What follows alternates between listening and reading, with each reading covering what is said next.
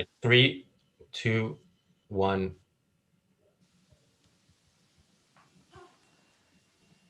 Hey, everybody. Welcome to the Daily Objective. And today is day 2 of me being out in the open COVID patient. It's been a fascinating journey here to be taken with all of you. I was diagnosed, tested positive with COVID-19. You know, a lot of you probably feel bad for some of the nasty comments you've left me, talking, insulting me, smearing me. Obviously, speaking that way to a COVID-19 positive human being probably makes you feel bad about yourself. But we can leave all that under the bridge and start anew here today. We're going to be recapping a wonderful discussion debate that took place here on the Ayn Rand Center UK channel a couple days ago between Andrew Bernstein and Harry Binswanger called The Olympics of Evil.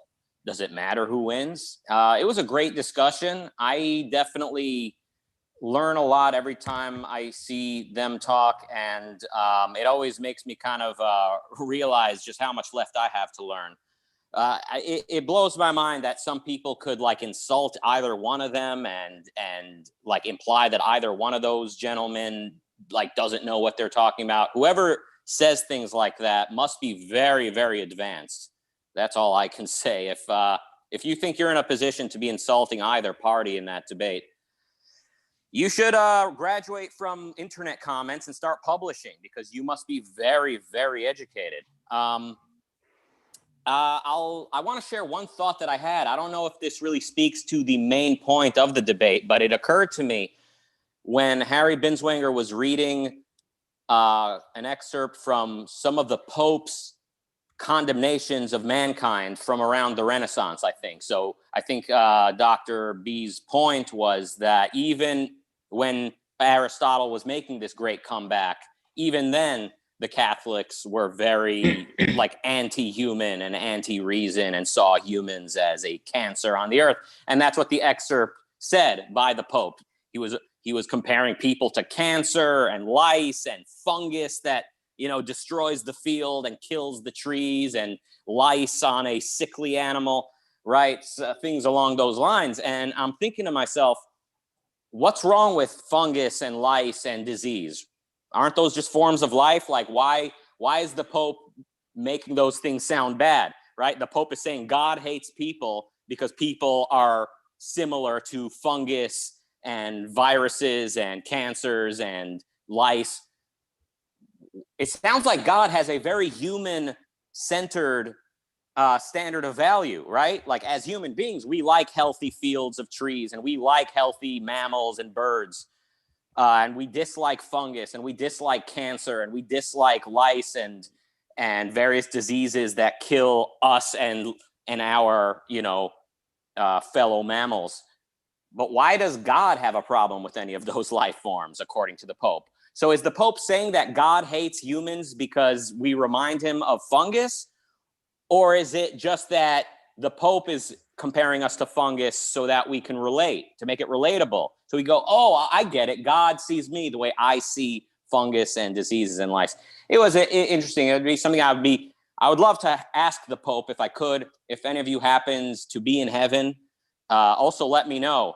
What else is in heaven? Is it, obviously all Catholics are there, but are fungus and lice and cancers, are they going to heaven as well? Or does God hate them? In which case it's kind of like they were set up. Anyway, some passing thoughts I had, but let's get down to it. Let's get down to the point of the debate, which was, I think, the religious conservatives versus the leftists, kind of which is worse. I think Dr. Binswanger's point was that religion and this sort of nihilistic leftism, they've both gone so far over the line of evil that any degrees between them, any degrees of evil, are trivial at this point. That was my understanding of his position. And I think Andrew Bernstein's position, and which is similar to my co-hosts today, I think, is that religion is considerably less evil and more redeemable, and there's room for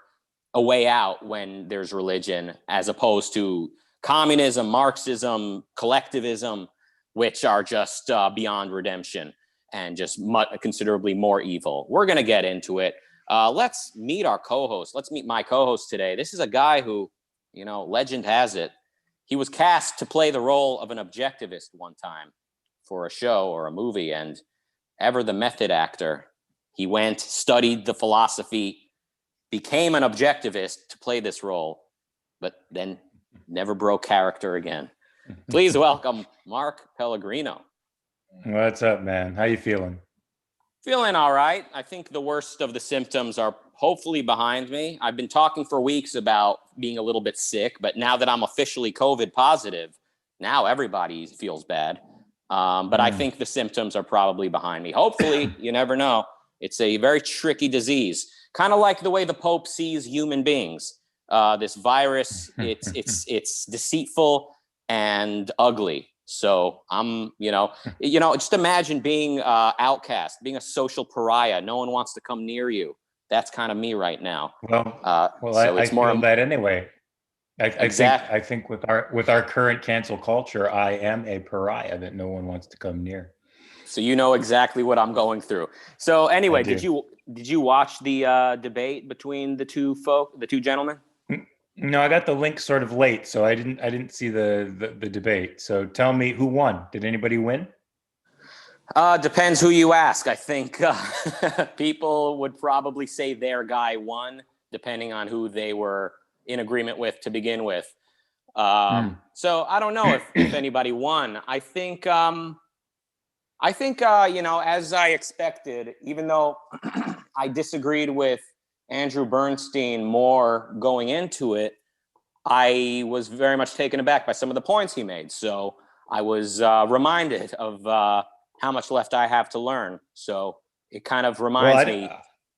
Go ahead. Yeah, I mean, I don't know how much territory we're going to go over again or repeat, or if I'm going to add anything new to the conversation.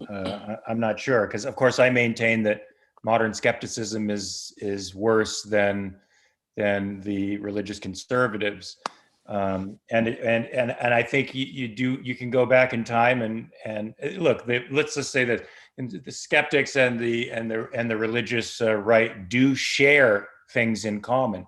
They do share a certain epistemological outlook and a certain skepticism. They share a notion of authority and a higher form of authority and a common good that I think contributes to much evil. But there's an aspect of religion in its various stages of growth that became a vehicle for the transmission of rational philosophy.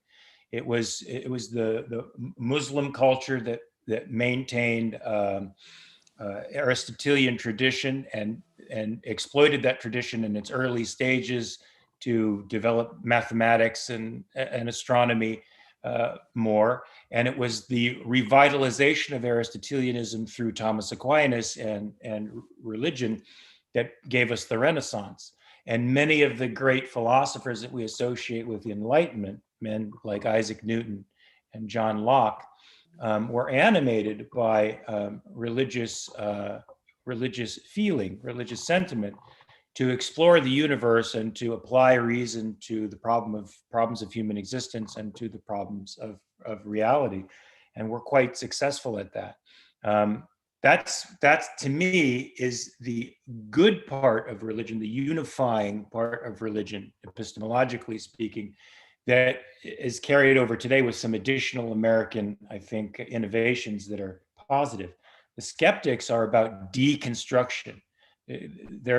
So since I consider that constructive and positivist in the sense that it's moving towards life and towards a rational unification of the things that are around us, towards making sense of the world. The left isn't about making sense of the world at all. It's about deconstructing and tearing down and pulling apart. And it's about disproving these philosophers now. So one side has a grain in its early years of constructiveness, and now I think with some of the American innovations is more wholly constructive, and the other side is entirely destructive and nihilistic. Yeah. Now I was muting myself while you were talking because my neighbors sounds like they're doing some drilling, some construction going on, and it's like I'm not dealing with enough. You know, first God gives me COVID, then God makes my computer crash and die on me, and now neighbors are doing construction. It really does feel like the odds are stacked against me. But anyway, jokes aside, I think their debate was more about collectivism versus religion as such. So in a certain way, the debate they were having felt like it could have taken place before the German Copernican revolution, as I think Kant called his treatise, not German, but Copernican revolution. So I think if you were to survey all the differing positions today, you mentioned skepticism. I think we're all sort of skeptics now in a certain way. Like, I don't mean you and I, but that's sort of the norm. Like, skepticism is everywhere. Religious people use skepticism to stay in business, as I mentioned the other day. But when it comes to what it is they were debating, it seemed more like collectivism a la Marxism, communism versus religion. And so Dr. Bernstein was making the point, I think, that religion was able to find a way out, you know, that you're able to have people like Thomas Aquinas discover, you know, embrace Aristotle without being killed right away. I mean, Dr. Bernstein pointed out, he goes, imagine communists trying to embrace Ayn Rand the same way. They would be probably killed. They would probably be put to death by the communists. So the fact that Aquinas and his fellows were able to have this Aristotelian revolution, I think, says that religion is not as hopeless. And I think Dr. Binswanger made some compelling points on the other side, saying, well, you know, communism did find a way out. I mean, people did, you know, break away from communism. And then Dr. Bernstein points out, well, they had Western influence on the other side of the wall. And then I think Dr. Binswanger says, yeah, but the Catholics, they had the Arabs on the other side of across the street, having their golden era. So it's hard to exactly keep score of like which dark age was more hopeless. But there was one aha moment that I had. So Dr. Bernstein, he pointed out that there's such a thing as like self-identified Christian objectivists. You know, people that they're Christian, but they don't see that much of a conflict between that and objectivism, and they're cozy with objectivism, and they even try to blend the two in some way. And Bernstein was pointing out, you don't really see that with communists. You don't see, you know, communist objectivists. Therefore, I think his point was that that Christianity is not as desolate and lifeless and evil. It can at least conceivably be blended with objectivism, even if it's in a very faulty and improper way. And to which Dr. Bernstein responded, if I recall, right, there are no communist objectivists, but there are Nazi objectivists. And Binswanger was referring to a couple of freaks that had shown up to an event back in the 60s. But that was an aha moment for me, because I don't even think you need to go that far back. I think when you can look at what's happening today on the right, there is definitely a loud and vibrant presence of sort of crypto-Nazi, crypto-objectivists, people who see themselves as either consistent with objectivism or in some way improving on it. I think Stefan Molyneux is sort of the godfather of this freak show. He definitely has an objectivist background.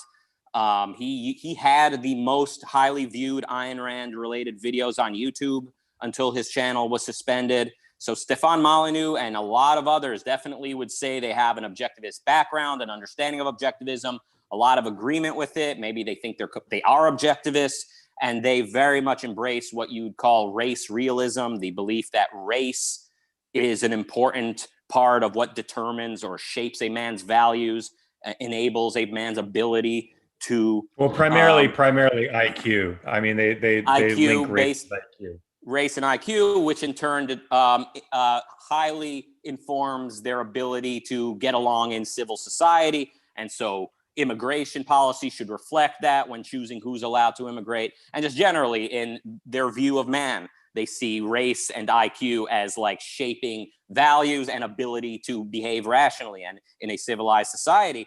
And so look for race realism and look for apologism for the Third Reich. In the same way that when we speak about communists today, there's not a lot of card-carrying communists. What we have are apologists for communism. We have people saying, they say, yeah, the Soviet Union went too far at times, but so did the capitalists. America killed plenty of people, so let's just try communism again, but we won't call it communism this time. Maybe we'll call it something else. I mean, look, that when we talk about communists today, we usually mean basically some kind of updated version of it. Similarly, I think on the creepy sort of crypto-Nazi side of town, you see people saying, yeah, the Third Reich definitely has blood on its hands, but I mean, in their context, it's sort of like, again, Stefan Molyneux comes to mind, and he's on camera speaking this way, so please don't anyone try to screw around with me about this. He's on camera saying that the Third Reich's treatment of the Jews was an overreaction to their mischief. That is, the Jews brought about communism, and then the Germans, quote, overreacted. This is Stefan Molyneux, again, a man who has been an outspoken student of Ayn Rand, who had a lot to say about objectivism, and whose audience largely, I think, would identify as somewhat adjacent to objectivism. That just reminds me that what I tell actors all the time on stage when I'm questioning their activities or their reasons for doing what they're doing is true.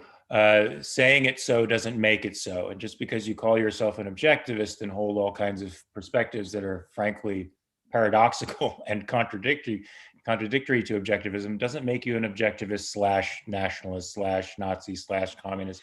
You're just calling yourself something that doesn't make sense. To me, that's just an epistemological, it's an act of epistemological self-deception. Because you understand in some level that objectivism is actually good and moral and about reality, and you're trying to palm off the illegitimate idea as legitimate through objectivism. So look, for me, so much of this is epistemological. When I was a Christian, one of the things that I noted and had arguments with objectivists about was that Christ, to me, was an anti-establishment guy. He was one of the first to bring God to a personal level. It wasn't about being a Sadducee or a Pharisee or part of the appointed elite class. You, as a normal, regular guy, a farmer, a sheep herder, could have a personal relationship with God, and that's highly individualistic. And there's something very powerful in that I think is a precursor to, or sort of proto-rights association towards human beings that I don't see at all in the collectivism of the left. So whereas Jesus left the message that every single hair on your head was valuable to God, that you were of value to God, qua you, just for you. I don't see anybody on the left maintaining that at all. In fact, you are to be subsumed by the whole and have no moral significance whatsoever outside of the whole. In fact, if you try to separate yourself from the whole and treat yourself as a value unto yourself, you are considered evil. So I find that reprehensible, and that idea that you have no moral worth outside of the group as the source of most of these evils that we associate with opposite sides of the collective spectrum. Nazis and communists together believed in the folk, the group, the proletariat, and the individual having absolutely no value outside of that group. So in my mind, the Nazis and the communists are on the left, and the alternative is either a secular humanism based around objectivism, or even this notion of rugged individualism that somewhat comes from Protestantism and somewhat from the concept of Jesus, that Jesus passed on to us, that every individual is worth the universe in the eyes of God. So to me, that's a fundamental distinction that makes a massive moral difference. And I think that's why the Christians today are the advocates for free speech. They're advocates for self-defense, and the left is advocating for some form of groupthink and the establishment of groupthink and the negation of the right of self-defense in favor of some elites overlording us. Well, it might depend on how you sort of trace these influences back. I mean, you attribute rugged individualism to a sort of Protestant influence, but I think maybe some people would say those aren't real Christians. Like that's Aristotle's influence, that's the Enlightenment, and it happened to manifest through a sort of Protestant kind of individualism. But the primary is the secular side of that hybrid, that is the sort of modern Western man. So it might depend on to what you attribute some of the features of people. Similarly, you can look at the collectivists, the communists, and say, well, they're Christians, really. They're Sermon on the Mountists. They're raising the family and so-called family, the collective, the group, the community above the individual, and that's Jesus telling you the rich will not get into heaven, only the poor, only the meek shall inherit the earth. So it might maybe a lot of these differences of opinion come from a different reading of these cultural influences. I definitely think there's a melange, a mix between the two. But presently, I think the conservative movement on the right is primarily animated by tradition worship. And fortunately for Americans, our tradition is liberalism and secularism, even though the right tries to paint it as Christian Enlightenment sort of philosophy. It's liberalism, and to me that means the widest degree of human freedom possible, and the most restraints on violence and force that we've ever had in civilized history. So. That tradition worship, to me, since it revolves primarily around classical liberalism, even if the right can't define it, doesn't quite know how to get a grip on it, is far better than the destructive, nihilistic, deconstructive tendencies of the left, which repudiates all of that stuff. It repudiates the Enlightenment, repudiates logic, repudiates representative constitutional Republican types of government and associates it with a sort of power dynamic that needs to be overturned. That's essentially violent and destructive. And the other side, as non-stimulating, as passive as it is still girded by something very powerful and pro-life and constructive. So to me, the right still maintains a grain of pro-human life that the left doesn't even relate to now. Yeah, I think it sounds like the right, so-called, the conservatives, the traditionalists can be a valuable asset for buying time. In the long run, tradition as such is, I don't think, enough to preserve the liberal tradition. But maybe those who do worship tradition, conceivably, when contrasted with the leftists, with the nihilists, those who wish to smash everything and start over, the traditionalists may be the lesser of two evils, or maybe the more viable option. I would just say what's been happening the last few years, especially, is very concerning. What we've seen is a decisive turn away from liberalism by so-called conservatives, by the right, the Trump phenomenon, populism.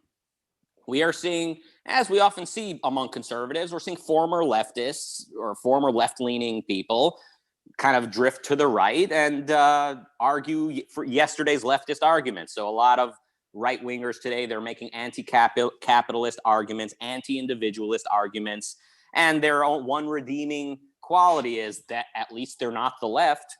I mean, that's true. At least they're not the left. But we're in bad shape if we don't have a renaissance of individualism, if we don't start to really reach people with capitalism soon, because it's turning into alien versus predator out there. You mentioned nationalism, and nationalism obviously has been rising. Interestingly, so both doctors Bernstein and Binswanger agreed that the trend towards nationalism is concerning, that it's not a good thing, what's happening on the right.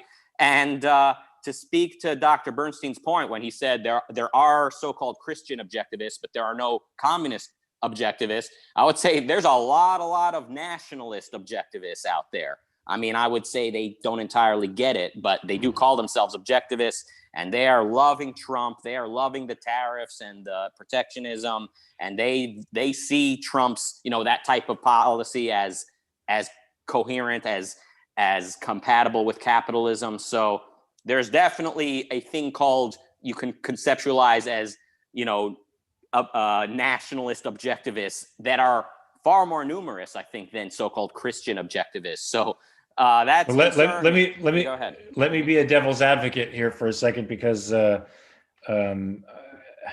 agree with you that Trump's economic positions are utterly absurd, and I think it's also contradictory for any honest objectivist to get on the side of that. But when I talk to Trump supporters, and I've never been a Trump supporter, but when I talk to Trump supporters who are my friends, I get the sense that what I'm seeing is partly the result of a healthy American sense of life, which is they are anti-authoritarian, ironically, because we know Trump is sort of an authoritarian, but they're anti-authoritarian, and they are responding intuitively to what they perceive on the left as as real nihilism and real authoritarianism. And what they see in Trump is a strong man thumbing his nose at these elitists. And that speaks to something very deep in the American sensibility. Our natural American reaction, which makes us, I think, exceptional in the world, to authority is this: get out of my face. I have my own life. You can't tell me what to do. And I think they feel Trump represents that. Of course, you or I would probably say, I'm assuming you would say the same thing as I, that they're wrong in that, but that's their perception. And I want to embrace that sense of life that they have and place it in something philosophically consistent and sound and moral and individualistic. And then we might see some changes for the better. Yeah, I mean, I think I agree. The only question that comes up when assessing the culture, I think, often is, or a lot of the factors is, which particular concretes we happen to see. Like maybe it sounds like you see a lot of Trump supporters who are more decent. I've been privy to a lot of indecency among Trump supporters, a lot of ugliness surfacing. And both are taking place. There is a healthy American sense of life that is resisting the ugliness of the left, but there is definitely something troubling happening as well. It's both, right? What I've noticed in recent times is I was drawn to punk rock as a kid. Like that was that rebellious spirit. Me too. When I was growing up. Yeah, and looking today at kind of what's left of it, I think rock and rollers and rebels and punk rockers are sort of split on the Trump question. Some say he's the worst thing ever. Some say, no, Trump is exactly what we wanted. He's anti-establishment. He's anti-global trade. Like he's reducing this spreading of Coca-Cola around the planet. He's going to bring it back here. So, I mean, what's left of the whole punk rock world is like, some are social justice warriors. They see that as the logical outgrowth of punk rock, and some are pro-Trump. They see that as the next logical conclusion. So it's interesting to kind of realize sort of what's left of a lot of that rebellious spirit. It's just unguided. It needs to be guided. It needs to be shaped, and you're not going to find either of those with somebody like Trump. Right, and so I think there's no excuse for ardent objectivists, for people that have studied and had every opportunity to understand objectivism, to be enthusiastically for Trump. So my point before is that there are so-called nationalist objectivists, people who they've always been objectivists, and they've towed the line, like they've towed that line. They've spoken for capitalism and against government intervention, but Trump kind of got them to say, okay, maybe capitalism can work with some tariffs and some protectionism and policy that incentivizes certain behavior by companies. So I think we've seen people sell their soul to Donald Trump, and there is such a thing as nationalist objectivists, if you can conceptualize them that way. So that is sort of my maybe my answer to Dr. Bernstein, who says, there are Christian objectivists, but not not collectivist objectivists. There are nationalist objectivists, and we should see collectivists in various forms as likely to blend themselves with objectivism. And even I would say there is such a thing as sort of Marxist objectivism. If you look at the libertarian movement, my understanding is a lot of the early libertarians, they were sort of influenced by Ayn Rand. They were sort of, in some cases, sort of stealing some of her conclusions and sort of trying to pass them off as their own. And some of them did believe that, that liberty and capitalism would bring us to a sort of Marxist utopia or anarchism or something that has nothing to do with Ayn Rand's conception of capitalism. So there's all types of people appropriating objectivism out there. So there's really I don't think there's much sense in evaluating different philosophies according to which one of them is compatible with objectivism, because virtually all of them are able to pass themselves off as quasi-objectivists. That's kind of my take. Well, I'll say it again. Saying it so doesn't make it so. Right. And none of those things are compatible with objectivism to me, but what do I know? Right. And thank you, everybody in the chat room. We got Mary Aline, ever the supportive viewer, in the super chat. Thank you for all the well wishes for my health. Stephanie in the chat room says no objectivists supported tariffs. Right. No actual objectivists. But I think if you've been immersed in the world of social media and the sort of objectivist internet scene, you've seen plenty of people basically abandoning Ayn Rand in favor of a pathetic loser like Donald Trump. It really is sad to see. But anyway, I'll say it brings to mind this whole thing of the democratization that the internet has brought us, which in some way is seen as a positive. I think when it comes to earnest intellectual pursuit, the democratization of the internet has given a lot of unqualified people a megaphone.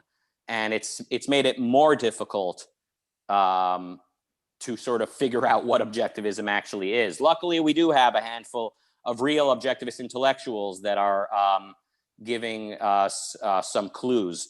But I'm not entirely enthusiastic about the democratization that the internet has given us. So now we all get to be professors and we all get to be journalists. We all get to do all these things. It's probably done more harm than good. I hate to say it. Anyway, all right, we are 30 minutes in now.